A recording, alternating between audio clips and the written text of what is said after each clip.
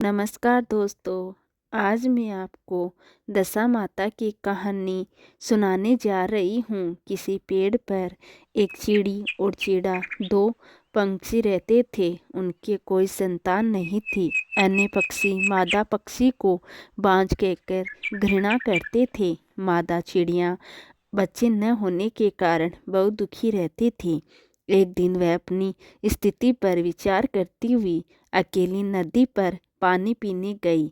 वहाँ पर कुछ स्त्रियां दशा माता का डोरा ले रही थी। उनका एक डोरा बच गया था।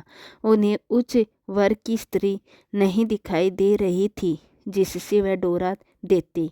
उन्होंने सोचा कि इस चिड़िया के गले में इस डोरे को बांध देते हैं। वह यहाँ रोज आकर कथा सुन लिया करेगी। इसे पूजन की विधि भी बता देंगे तो यह भी पूजन के दिन पूजा कर लेगी। फिर उन्होंने उस चिड़िया के गले में दशा माता का डोरा बांध दिया और उसे समझा दिया कि प्रतिदिन वो 9 दिन तक यहाँ आकर कहानी सुन लिया करेगी।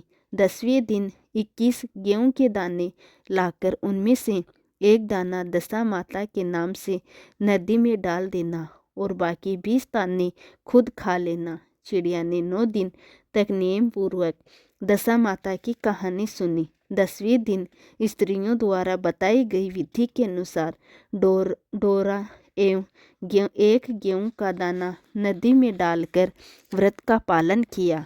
कुछ दिनों के बाद उस चिड़िया के भी बच्चे हो गए। अन्य चिड़ियाओं को बड़ी आश्चर्य हुआ कि इसे 2 बच्चे होने ही नहीं थे, अब बच्चे कैसे होने लगे।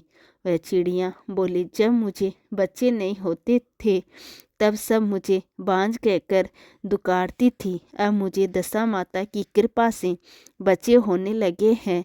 अन्य चिड़ियों के पूछने पर उसने दशा माता का डोरा लेने का हाल अपने साथी चिड़ियाओं को कह सुनाया और पूजा की विधि का भी वर्णन उन्हें बता दिया।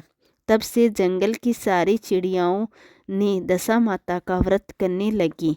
बोलो जय दशा माता की।